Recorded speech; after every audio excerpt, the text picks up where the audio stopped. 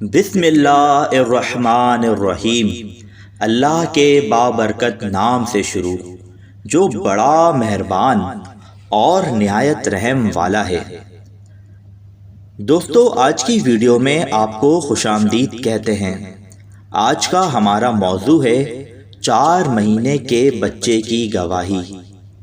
حضرت یوسف علیہ السلام کو جب ان کے بھائیوں نے کنویں میں ڈال دیا تو ایک شخص جس کا نام مالک بن زعر تھا، جو مدین کا باشندہ تھا، ایک قافلے کے ہمراہ اس کنویں کے پاس پہنچا اور اپنا ڈول کنویں میں ڈالا تو حضرت یوسف علیہ السلام نے اس ڈول کو پکڑ لیا اور مالک بن زعر نے آپ کو کنویں میں سے نکال لیا۔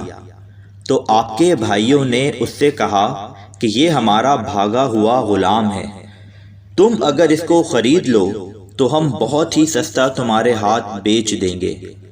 چنانچہ ان کے بھائیوں نے صرف 20 درہم میں حضرت یوسف علیہ السلام کو بیچ ڈالا، مگر شرط یہ لگا دی کہ تم اس کو یہاں سے اتنی دور لے جاؤ کہ اس کی خبر بھی ہمارے سننے میں نہ آئے۔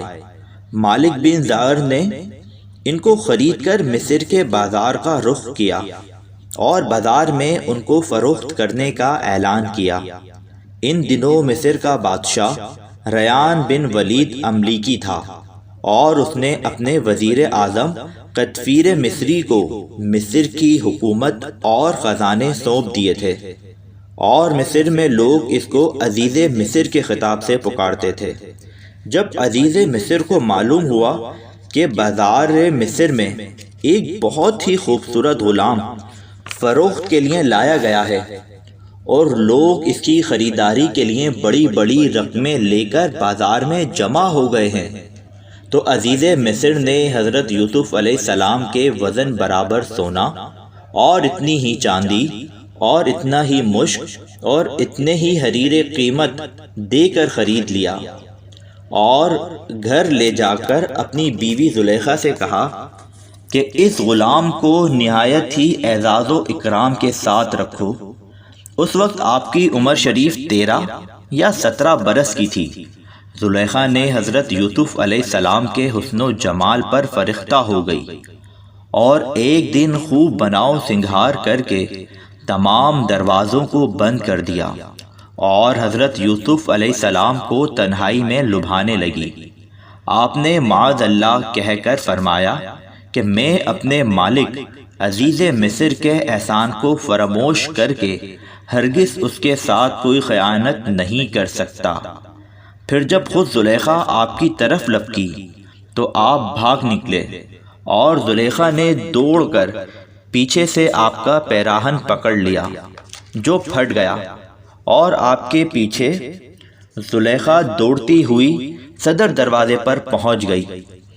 اتفاق سے ٹھیک اسی حالت میں عزیز مصر مکان میں داخل ہوا اور دونوں کو دوڑتے ہوئے دیکھ لیا، تو زلیخا نے عزیز مصر سے کہا کہ اس غلام کی سزا یہ ہے کہ اس کو جیل خانہ بھیج دیا جائے یا اور کوئی دوسری سخت سزا دی جائے، کیونکہ اس نے تمہاری گھر والی کے ساتھ برائی کا ارادہ کیا تھا۔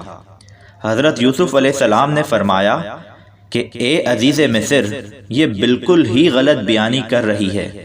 اس نے خود مجھے لبھایا اور میں اس سے بچنے کے لیے بھاگا تو اس نے میرا پیچھا کیا۔ عزیز مصر دونوں کا بیان سن کر حیران رہ گیا اور بولا کہ اے یوسف علیہ السلام، میں کس طرح باور کر لوں کہ تم سچے ہو؟ تو آپ نے فرمایا کہ گھر میں 4 مہینے کا ایک بچہ پالنے میں لیٹا ہوا ہے جو زلیخا کے ماموں کا لڑکا ہے، اس سے دریافت کر لیجئے کہ واقعہ کیا ہے۔ عزیز مصر نے کہا کہ بھلا 4 ماہ کا بچہ کیا جانے اور وہ کیسے بولے گا؟ تو آپ نے فرمایا کہ اللہ تعالیٰ اس کو ضرور میری بے گناہی کی شہادت دینے کی قدرت عطا فرمائے گا، کیونکہ میں بے قصور ہوں۔ چنانچہ عزیز مصر نے جب اس بچے سے پوچھا تو اس بچے نے بآواز بلند فصیح زبان میں یہ کہا، ترجمہ کنز الایمان، گواہی دی اگر ان کا کرتا آگے سے چرا ہے تو عورت سچی ہے، اور انہوں نے غلط کہا اور اگر ان کا کرتا پیچھے سے چاک ہوا تو عورت جھوٹی ہے اور یہ سچے۔ بچے کی زبان سے عزیز مصر نے یہ شہادت سن کر جو دیکھا تو ان کا کرتا پیچھے سے پھٹا ہوا تھا۔ تو اس وقت عزیز مصر نے حضرت یوسف علیہ السلام کی بے گناہی کا اعلان کرتے ہوئے کہا، ترجمہ کنز الایمان، بے شک یہ تم عورتوں کا چرتر یعنی فریب ہے، بے شک تمہارا چرتر یعنی فریب بڑا ہے۔